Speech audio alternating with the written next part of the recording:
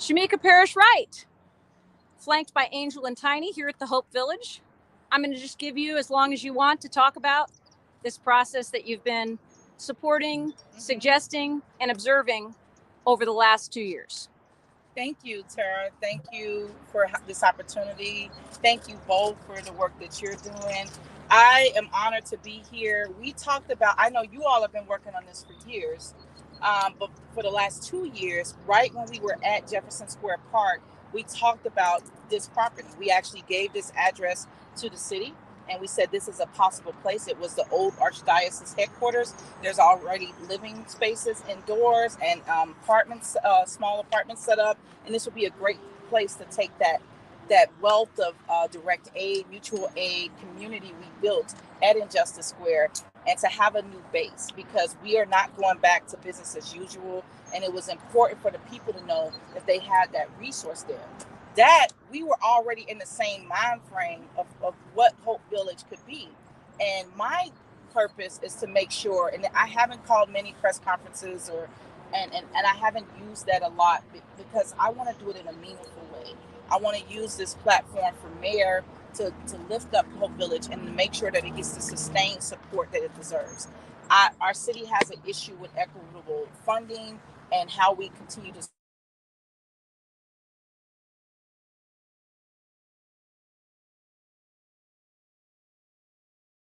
and so people are looking for you to fail. I know what that feels like as a Black woman and having to always show up in every space and making sure I'm doing my best. So I commend you ladies on that. So I want to say a statement before we get started. And remember that we are talking about a pilot project that has a 2-year implementation. Is it more than, or is extended? 1 year with the possibility of an extension of 2 to 3.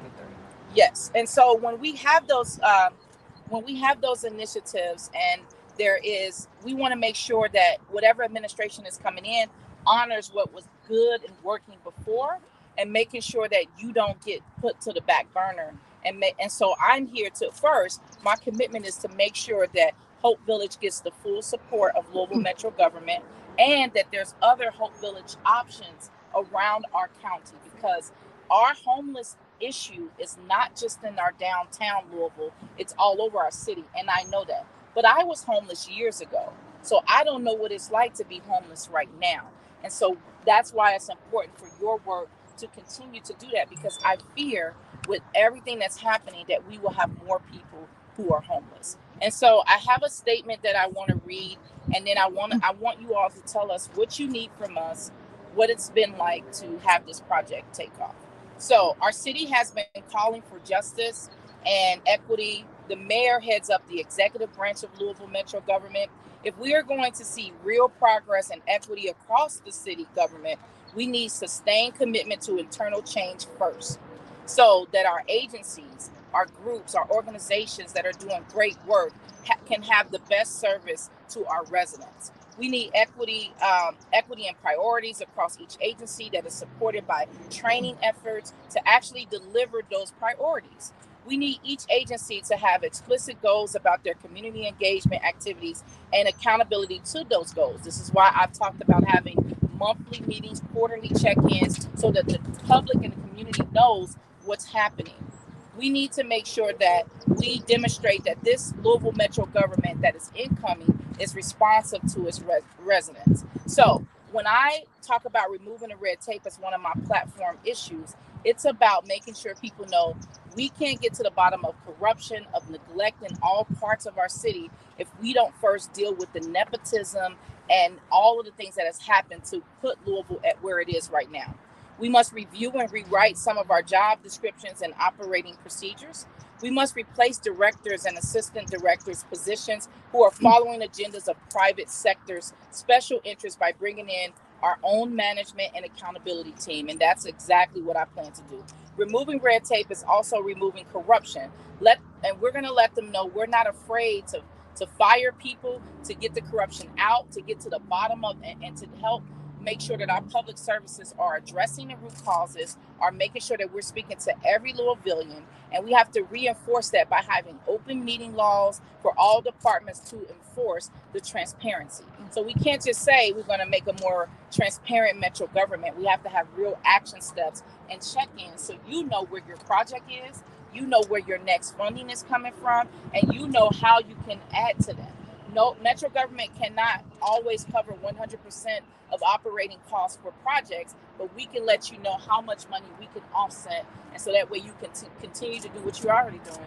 I've seen somebody just bring gun locks thanks to Tara Bassett making a connection. I see you need a bike rack. I see you need a van to transport. Transportation is a huge problem for every Louisvillian, especially those who are houseless. So that is my introduction, but I want to give you the floor to talk about what it's taken and what you need. And you both can take turns. Yeah, we can. Trying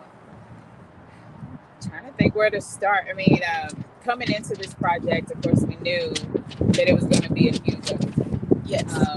But it was a necessary undertaking. And so we had to start doing the additional research and just trying to figure out how do we make this space what it needs to be for the residents and folks in Louisville. And so that is many, many conversations with individuals talking about where the need is.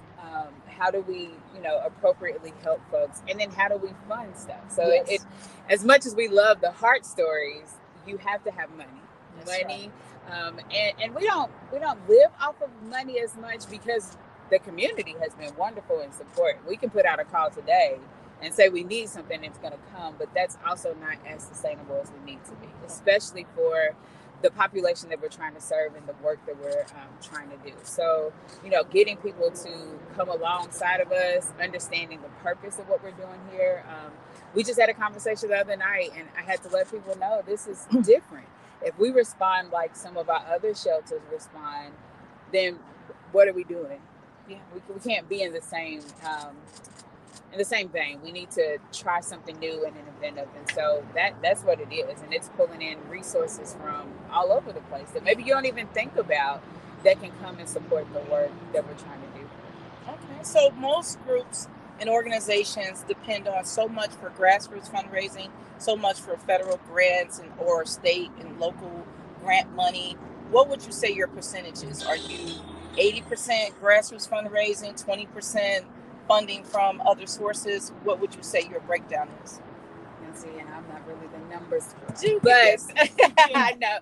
But I mean, we're probably sitting at about, I would say maybe 75% is just our monthly donors, our grassroots kind of funding folks. And then, we have been able to apply for a couple different grants, which are more project specific. But our operational costs and our day-to-day is mainly coming from our monthly donors and people who are just saying, hey, I see the work that you're doing and I want to support that. That is the biggest piece that I want you all to understand, because I know what it's like for folks to say, oh, you've been granted 1.3 million. They don't understand the processes of that. People think that, oh, the city announced there was a press conference, you got $1.6 million.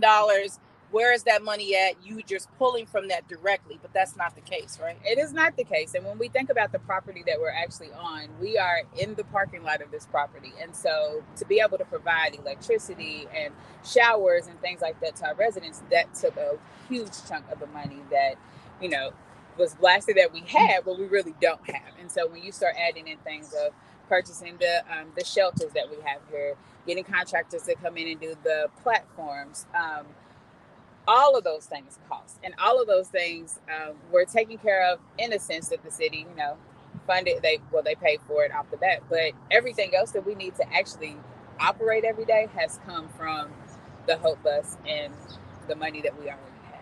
Very good point. Before we move on to you, so what you just described is what you received from the city has helped set up the infrastructure. Like, we're under this canopy. So what you've received has been able to make sure this canopy is stable and it's set up. But what happens under this canopy, how you're able to service the people who are houseless or who are about to be houseless or who are in college just living here until they get a better place, that has come from the community. So once again, the community is continuing to meet the mutual aid, the direct aid need for Hope Village. And that's how you make things work, right? So our government has one role, but our community has another. But what people hear is, oh, the government gave them this much, but you've spent a great deal of that on infrastructure, setting up security. I see people here today installing video cameras, platforms, so that people aren't sleeping on the ground with all the runoff from the rain and all those things. So what they've been doing is building a base, and they've used a great deal of money to build the base. But what sustains them and the operation costs it takes to take care of people that are houseless, that's coming from the monthly donors and the donations and things like that. Yeah. And we work on a reimbursement system. So if anybody understands that, it's not money that is just given to us at the beginning. It could take 30, 60 days before you see that money come back. And so you're still operating, which means you're still spending out before any of your first reimbursement check comes in. And I'm guessing, I don't know all your business in the books, but I'm guessing you did not have $2 million in your coffer when you started this. So you've been, like many of us, are 1 to 2 to 3 paychecks away from our life changing. If I lost the next 3 paychecks, we wouldn't be able to pay our mortgage. And so you're not like the bigger organizations like the Urban League, who may have funds that they can use and they can take their time to get reimbursed. You were given an opportunity to do this, but you also didn't come with a big checkbook or a bunch of money in your coffer. So you're working, as you're bringing it in, you're working to do that, and then you're waiting to get reimbursed. Now I have a small business. I have contracts. People pay me through invoices. So what I do is I constantly have those coming in. So I have invoices that I wait on a month to be paid, or I have invoices where I have to send it back because something was missing.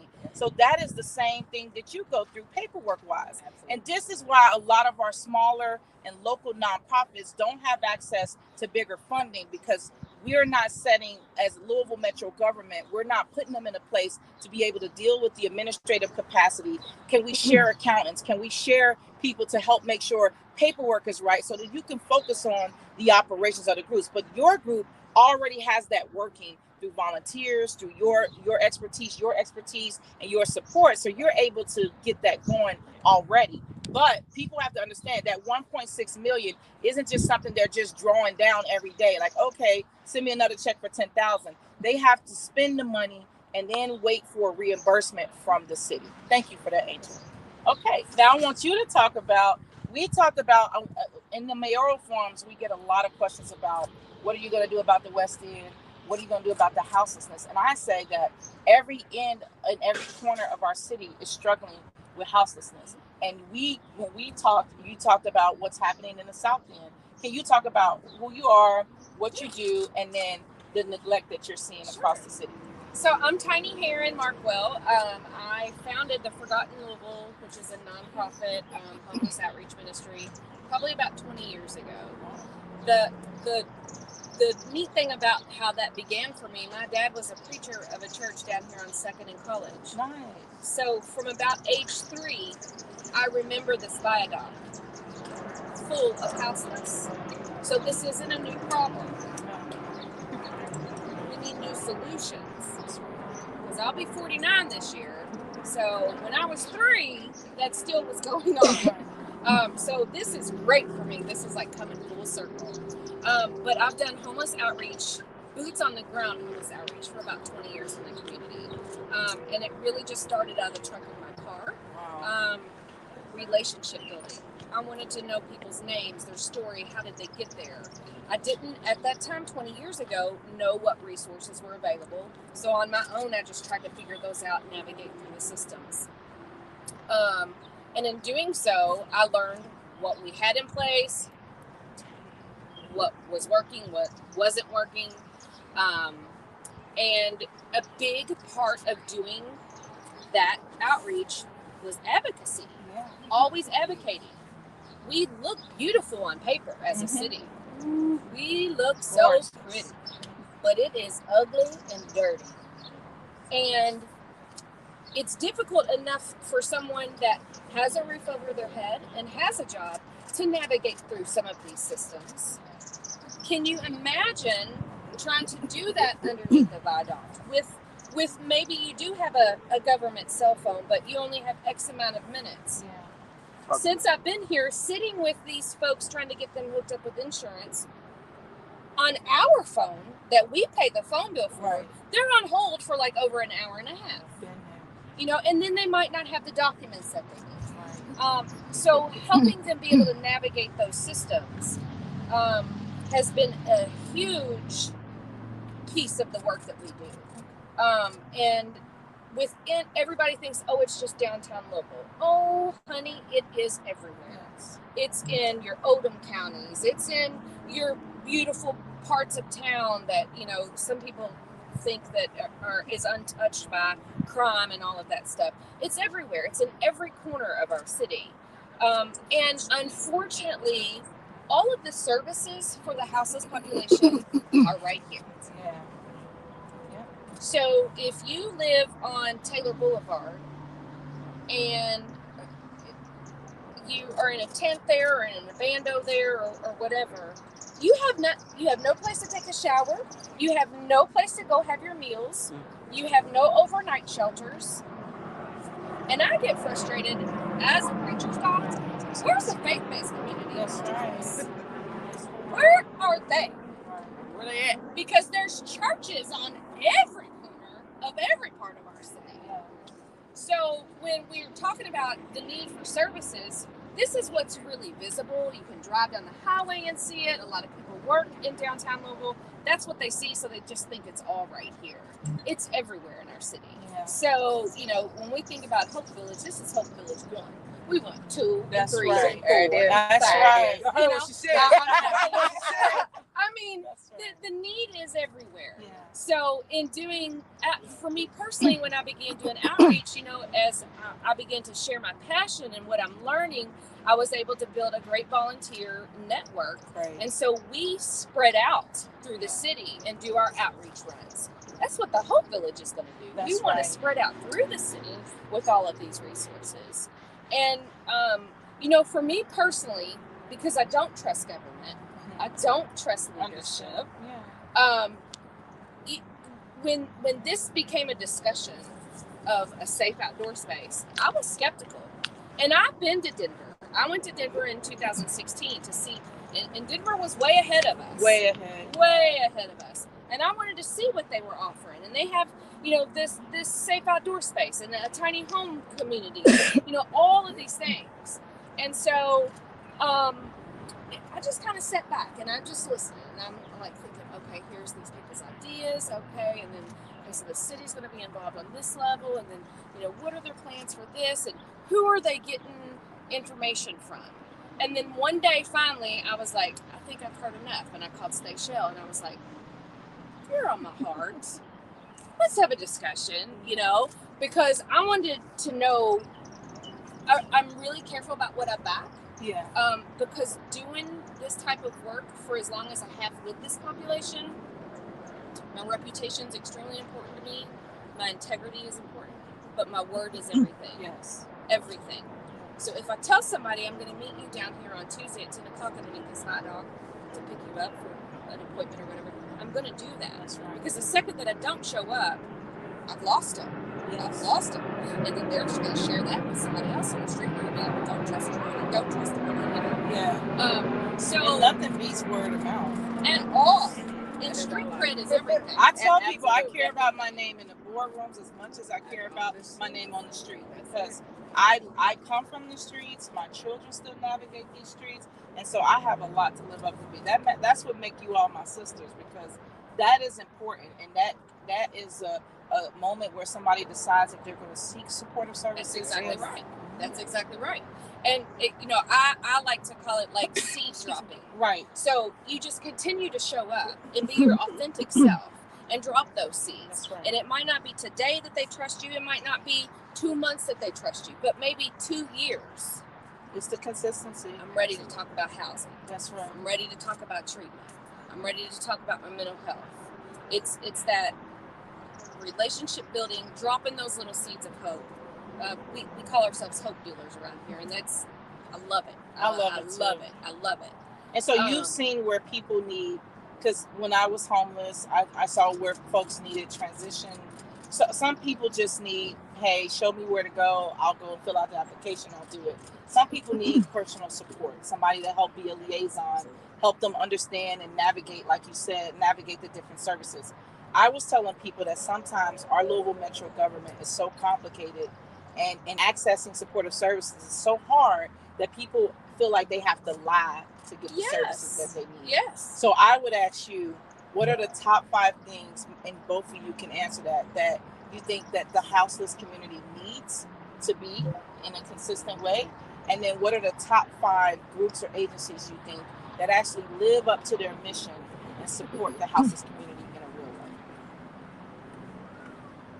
way? And it could be the top 3. Top 5 is well, when I think about one of the biggest needs, and I think about supportive services that are here, I worked for St. John's Center for homeless men. I was a housing case manager there for a permanent supportive housing program, and then was part of when they got the first city grant for an outreach team. I helped lead that team and start that and get that off the ground. Where I see systems fail with this population, and I take this personal because it is a role that I have played and I currently play here. I'm a case manager. Yeah. As a case manager, especially as a housing case manager, I should never see someone return to the street. And I hold myself to that standard. So if someone wants to say, oh, well, they lost their housing again, they're back on the street. Well, what did you do to help them not return to the street? Did you come out of your office, your roof and 4 walls?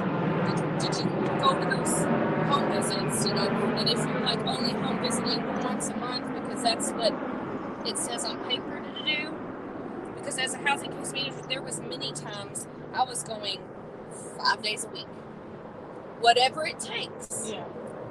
And you can get great people that come out of school with these great initials behind their names, that look wonderful to be a great person in regards to providing these services. But I always say, in this arena of work, you either have it or you don't. Yeah. And if you don't, get the heck out.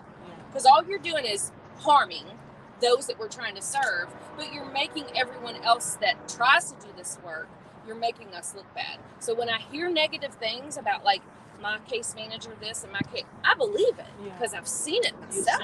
I've seen it myself. Yeah. Yeah. So I think where we lack and where we need to do better in the city is any of these programs, whether they're a nonprofit or they're supported by the city, anyone that is in the arena of houseless services, I believe need to have very uniformed across the board specific training, because this isn't your normal. You don't learn this in school. That's right. You don't learn this in school. You get that there's parts of houselessness and helping the houseless community that you do not learn in school. So that direct So having specific training regarding this population, because we can say houselessness, but then we have to break that down. Right. Within that population is the elderly, the veterans, the LGBTQ, you name it. You name it. You got to break it all, and then you're even breaking down dealing with substance use disorder. We have a huge issue, and we've talked about it, the opioid crisis. We also have a methamphetamine crisis that is off the chain right now, which is affecting mental illness even more. So when you're talking about providing services, and we use this term a lot, person-centered services, I'm not going to go to a textbook and say, oh, okay, so this is going to tell me how to deal with this person if they're on this drug. It's a person-centered service, and I treat you as a unique individual, and what you need may be very different from what this person needs, even though there's some similarities. It's not just a houseless. That's right. We've got to break those things down and provide, as a city, I think within these services, we need specialized training for people that come into these roles and work these jobs. That's right. Because otherwise, well, we've seen what's happened over the years. So a multi-pronged approach that meets people where they are. Absolutely. And if you don't meet people where they are, you're never going to meet them. Yeah. Ever. So as a housing case manager, and you get a referral for somebody that is being referred to you for housing, and then at the end of 90 days, I see that they're reporting back, well, this person never kept their appointment, so we're going to let their voucher slide. Did you ever go look for them? Well, we work out of the office. Well, then you don't need to be an agency doing this work. Yeah. Because you have to come out of your office to look for your folks. You know, a lot of our folks don't have a calendar hanging on their wall, or a cell phone that's working, or a planner. So the data mining is what's really held a lot of agency work up too, right? Mm-hmm. So I think that agencies should have people that's their job to collect the data of the people in the field, to make sure that's entered in, to make sure the paperwork's all right. There's people who really like to be at their desk for 8 to 12 hours, whatever hours it is, entering in that data. Then there's people who are better in the field, being a liaison, being a personal supporter, meeting people where they at, making sure that they go to their appointments, because everyone has a different level of engagement. And so what has happened is, to get funding, a lot of times we tell our funders, instead of pushing back and saying, no, can you give me more funding that isn't restricted so I can hire people to do the data, which everybody needs the data, but data is a tool to use. But data should never take away from a personal experience or a story. But what happens is, because we want to meet the funding guidelines, we pull people off the streets that are doing great work, and we put them behind a desk when there's people who are specifically better at doing that. And then we can have them meeting the people where they are. I've been looking at the work of Vocal New York, and Vocal is looking to have a Vocal Kentucky, and talking about harm reduction and low barrier shelters. And I know that this is considered a low barrier shelter. Can you tell people the difference? Because as somebody I was homeless twice here. When I first was homeless, I was staying in a hotel. They went up on the rates. And then I said, I can't do that. I went to the Center for Women and Families, and I wasn't homeless because of a domestic situation. So I didn't want to take a bed from anybody. So I didn't lie.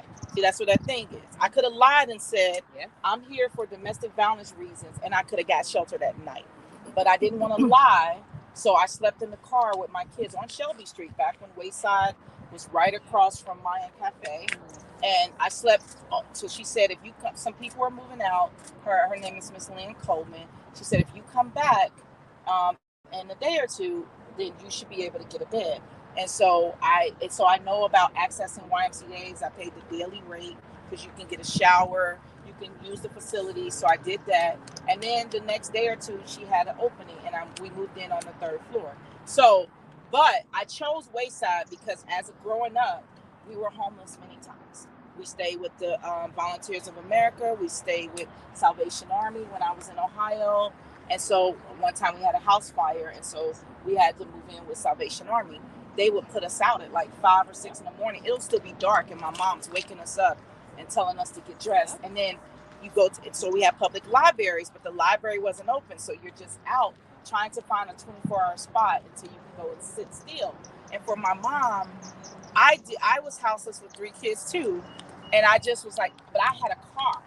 So at the end of the day, I could use the car to make money, or we could sleep in the car, or we can whatever. So you choose your shelters based on the level of rules, right? So I knew Salvation Army's rules. I knew Volunteers America, but Wayside to me gave my family the flexibility we needed, because I still had to go run errands. I still had to enroll them and stuff. And some of the shelter rules made it harder to come in and out. And it's even worse now with COVID, I imagine. So anyway, I'm saying all this to say, can you tell people what's the difference between low barrier shelter, and then why some people still choose to be on the street versus going to a shelter? Because sometimes those shelters will never end homelessness. No. That is, if people are looking for Hope Village to end homelessness, then that's not it. The problem is you would always have a homeless community because of all the issues that you said before. It's our job as a metro government, as a city, to support the people in need and meet them where they are as much as we can. So some people don't want to support Hope Village the way they should because they don't like that you're low barrier. Right. So can you explain that? Absolutely. So or maybe, not until December of 2018 was the term low barrier even utilized in our city. Yeah. So low barrier shelters have rules in place. We understand what certain rules are for. But before December of 2018, if you were under the influence, you're not coming into shelter. If you were unmarried but with a partner, you weren't sheltering together. If you had a pet, and we know how important pets are, they're important to me, and I have a roof over my head. I couldn't imagine being out here. And if you had a pet, you weren't coming into the shelter. If you had severe mental illness and were off your medication and maybe having an episode, you weren't coming into shelter. If you had more than a backpack, you're not coming into a shelter. Shelter is a human right. Yes. Period. So we have these shelters in place, but there's all of these rules. So obviously people were sleeping outside. It makes sense to me. I'm not leaving my partner. I'm not going to leave my pet. And I'm not going to leave what all about the belongings. All my stuff? Exactly. So when we talk about low barrier, that means we don't have all these restrictive rules. Do we have rules in place? Yes, we do. But if you are with a partner and you're not married, you're more than welcome to come to the village. Bring your grocery cart with all of your items to the village. I'm not saying we have a lot of storage space. Right. Like, don't bring all, But if when we go over new referrals, if it states that this person has an addiction issue, that's okay. Yeah. It's not my job to tell you to not drink alcohol anyway. Because you can't solve everyone's problems in one interaction or one service that you're providing. And the I don't know where that came to be is like we get a person, we got to solve all their problems. When I was homeless again, I moved back because my dad was sick in 2014. I could have stayed with people, but I had 6 children, and I knew, just like the shelter, having so many children, it took me over a week to even get a bed in the shelter.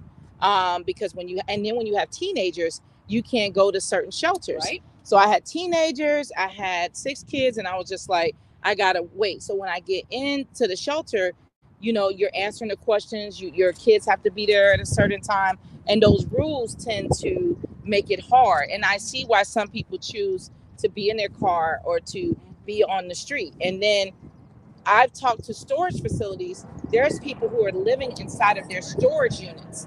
They're getting everything they need before the storage facility closes, and then they're shutting the door and locking themselves in to the morning. And storage facilities are dealing with that by closing their bathrooms off at a certain time, but that still doesn't stop people. If the storage unit closes at 5:00, they're going to do that. So when we ended Injustice Square and Jefferson Square Park, there was a lot of houseless people who had a lot of items. And so we, as the Kentucky Alliance, putting on that hat, we rented a storage unit and we help people store their stuff there, and we let them have a place to give it away. So I like that. So yeah, I can see somebody having a 2 suitcase limit or your grocery cart in a bag, because you're limited on space, and you have to keep it clean because it's easy for rodents and all those things to come in place. So people have to understand that the rules you have in place are not to restrict a person from being who they need to be, but to make sure that this facility is sustainable for outdoor space. Yeah, and I would say that we, even down to the name. Yeah. It's called the Hope Village for a reason. There's intent behind it. That is community, that is growing. We say everyone deserves community, and we truly believe that. And so we talk about red tape and all the things that you got to go through. Like, we take that out. And as the Hope Bus, we've always done that. We've helped people pay bills. I'm not asking you for everybody's social security number. I'm not asking you for who's in your household. You tell me you need a bill paid. I'm going to ask you how much it is and what's our contingency plan, and we make it happen. That's right. And so that's the same vibe that we give to every resident that comes in. We talk about we are building with.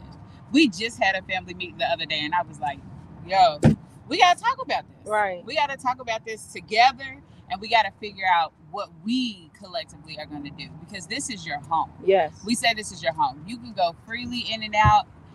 We have, of course, some things, meet with your care manager and do those things. We have some family meetings and groups that we ask them to participate, but that's just because we're trying to help them better themselves as well and prepare for what it looks like when they leave us.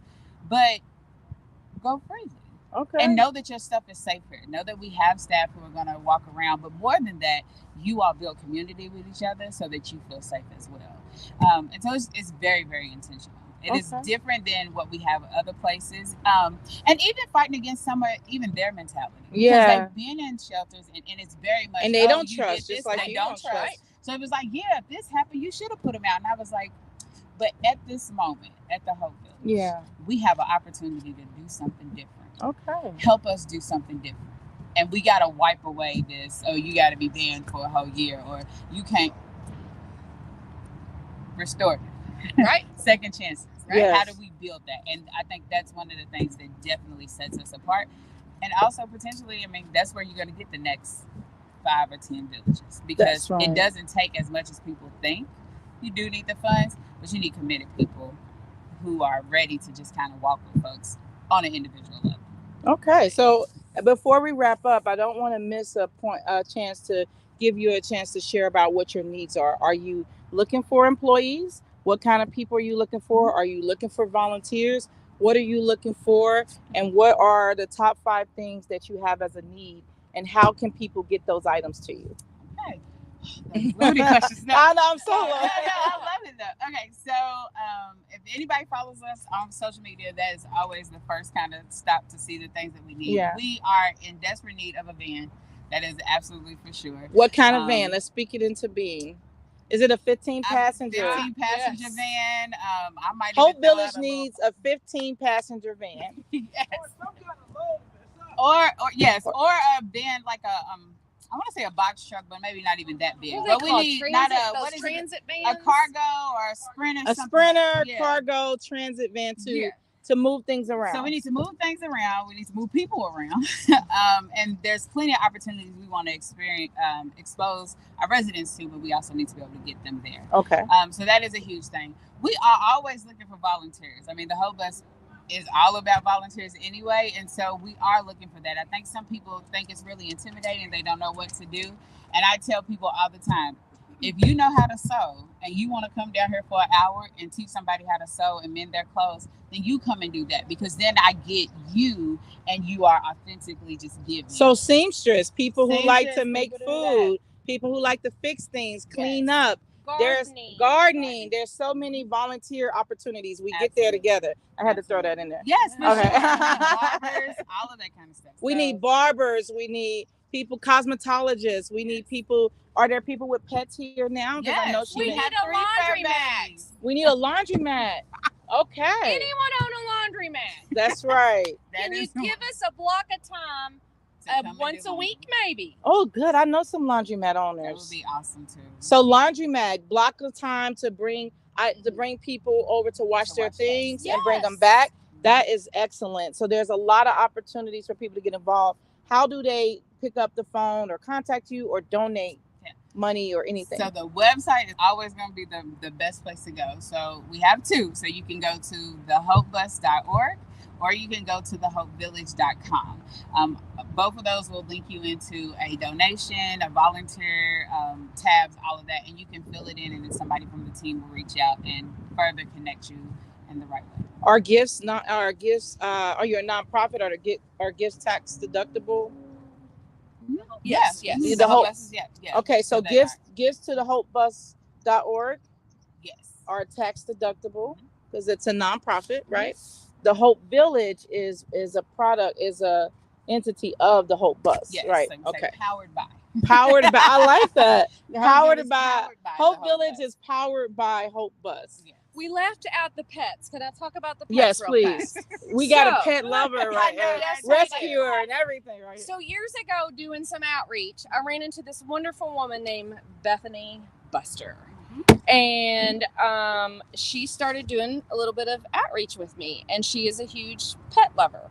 Well, she was out one day with her son having lunch and saw a houseless gentleman, and so they bought him lunch and took it over to him, and then they went back to their seat to finish their lunch. But she watched as he took his cheeseburger in half and gave half of it to his dog. Wow. And so that really touched her, and she Yeah. was speaking to him about it, and he said, well, my dog is always going to eat first. Yeah. So she created this amazing nonprofit called My Dog Eats First. Okay. So she has been a blessing to the community with the houseless population that has pets. Okay. We can't depend on them 24/7 because they take care of the houseless population all over the city that has pets. So we will always want donations of things for pets, leashes, crates, dog food. We've got 3 dogs here right now. 3 dogs. Right 3 now. dogs here right now. Okay. Yeah. When can they bring? When are you accepting donations? Is it an hour? I'm so glad. Okay, you go ahead. We love when people just drop by, but in order for us to keep things organized and in track, we have to kind of slow that down. So we are doing every Thursday from 10 a.m. to 1, and then from 4 to 8. Okay. So those are the blocks. Thursday is delivery day. Yes. You come between 10 10 and 1. 10 and 1 and 4 and 8 p.m. to drop off items, whether it's for pets and anything like that. My understanding is that Dare to Care, Feed Louisville, all these other groups that provide meals have agreed to work with you, but it's on a limited basis. And sometimes you have to pay for meals, and some have only can deliver meals on certain days. So you do have a need for hot meals.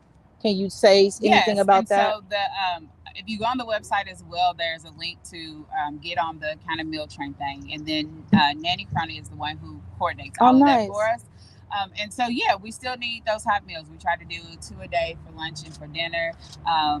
But yeah, that's the best way to do it. We would love if we could get individually packaged stuff, just because our folks are getting jobs and they're moving around, and it's a lot easier just to have something packaged that we can give them when they come back.